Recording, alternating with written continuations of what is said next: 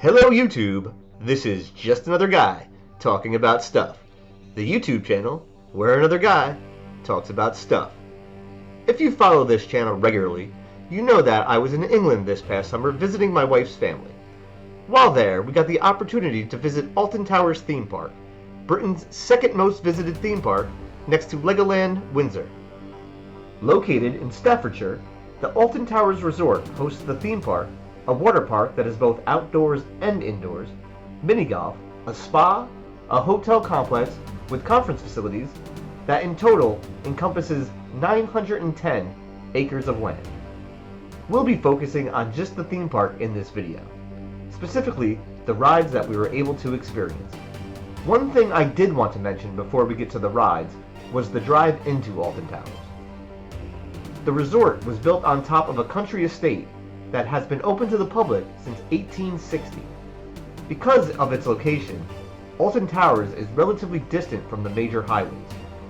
The ride in can be a bit hectic due to the large amount of traffic that needs to travel on old small village roads. That was our experience anyway. If you think you know the best route into the park, please let me and everyone else know in the comments. Speaking of the comments, if you enjoy this video, please do me a favor and hit that good old like button to help the channel out, and don't forget to subscribe to the channel if you don't want to miss out on any new videos. I really do appreciate it. Now let's talk about the attractions we were able to experience during our time at Alton Towers. I'll be going through the rides in the order that we rode them. First up, Wicker Man. Opening in 2018, Wicker Man is a wooden roller coaster 2,608 feet in length with a 72-foot drop.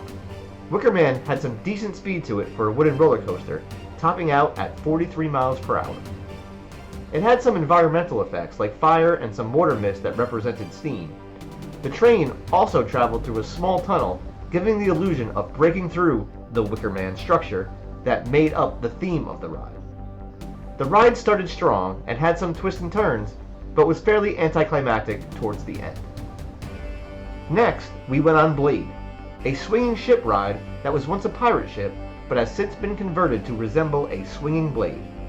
If you've been on one, you've been on them all, but there was virtually no wait time, so why not hop on real quick? Following Blade, we took a ride on Nemesis. Nemesis is an inverted coaster that opened in 1994. If you're familiar with Batman the Ride in various Six Flags locations in the United States, then you're familiar with Nemesis. It's a fun but dated coaster that could use a little TLC. It's one of those coasters that you can tell was a huge attraction when it first opened, but has since been neglected. Be sure to protect your head, because the ride can be a bit rattling, and if you aren't careful, your head can bounce against the restraint rather forcefully. The inverted seating with quick twists and turns is what makes this coaster the joy that it is though. I have a lot of fond memories of Batman the Ride at Six Flags Great Adventure in Jackson, New Jersey, so I may be a little biased here, but I had a great time on Nemesis. Next up is Galactica. Previously known as Air, opening in 2002, this flying coaster was rebranded in 2016 as Galactica and incorporated virtual reality headsets that you could wear during the ride. The virtual reality aspect must have not been very popular, as the resort discontinued the use of them in 2019. The ride queue was themed as though you were taking a trip through a wormhole, complete with instructional video about your supposed journey, and this probably tied into the virtual reality gimmick, but it still gave you something to watch while waiting in line. The ride itself felt very smooth, and the flying position makes the 47-mile-per-hour top speed feel even faster. For a good portion of the ride, you are positioned on your back looking up at the sky, which isn't something that I'm used to on a coaster, and I really enjoyed the experience. Now I have to talk about the Smiler. The Smiler opened in 2013 and boasts the world record for inversions with 14 along the 3,838 feet of track. The queue has a very interesting aesthetic. The line to get on the ride is directly under some of the coaster, and to prevent anything from falling onto the people waiting in line, there is a roof of fencing which makes you feel that you're trapped in a cage, along with the creepy yet upbeat music and videos playing on various screens demanding that riders have fun even against their will. It gives the line a sort of a Orwellian insane asylum feeling to it. Unfortunately, the queue is all we got to experience as the attraction broke down multiple times throughout the day, and after spending a good amount of time waiting in line for it to reopen, we decided to cut our losses and move on. It's a shame too, because it looked like it might be the best coaster in the park. If you're a fan of roller coasters in general, you may remember the Smiler due to a tragic accident that caused 2 riders to need their legs amputated back in 2015. The ride does have a history of issues, so I wouldn't be surprised if closures are common. If you're a regular visitor to Alton Towers, let me know in the comments about your experience with the Smiler. After waiting in line for nothing, the next attraction we hopped on was the nearby Oblivion. Oblivion, which opened in 1998, offers a 180-foot drop through an underground tunnel at 87 degrees. There is a few second pause right before the train plummets that gives riders a bit of tension just before the fall. This would be a good time to mention that local restrictions don't allow attractions to be taller than the tree line, which is why Oblivion needs to travel underground to allow for its drop distance. There isn't much else to say about it though.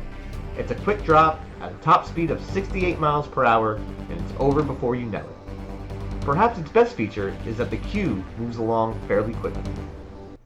The last attraction we had time for was 13, stylized with the numbers 1 and 3 replacing the I and R respectively. 13 debuted in 2010 and it has a haunted ghost theme. The coaster itself is partially indoors. I will say that the complete darkness while inside doesn't give the rider any frame of reference, and in my opinion, that takes away from the experience rather than adding to it. With only a 60-foot drop and a top speed of 42 miles per hour, it isn't the most impressive ride in the park. 13 does have one trick up its sleeve though, and it's something that I've never experienced on a roller coaster before. I don't want to spoil it here, but it makes the ride worth checking out despite all its shortcomings. So in total, we only got to ride 6 attractions throughout the day. If you count the Sky Ride that takes you from one end of the park to the other, and our walk through Alton Towers Gardens as attractions, then that brings the total number to 8. I will take a moment to mention the gardens, just because it was a nice little feature where you can take a break from the noise and commotion of the theme park if needed. If you're interested, you can also take some time to check out the former country estate that puts the towers in Alton Towers. There's a lot of history in the area dating back to as early as the 8th century, so if you're a history buff, it is definitely worth taking a look. I hope you've enjoyed this look at Alton Towers. I would love to visit the park again in the future and try some of the rides that we didn't get a chance to experience. If I had to pick a favorite, I think Galactica was the best attraction I was able to ride. Though if Smiler was an option, it did look like that one would be the best ride in the park. Please, if you did enjoy this video, give a click to that thumbs up button below the video to let YouTube know that this is a video worth watching. And if you think that you would enjoy my other content, subscribe to the channel and give a ring on that notification bell so you don't miss out on future videos. Thanks for giving this video a watch though, and until next time, Woody sign off catchphrase.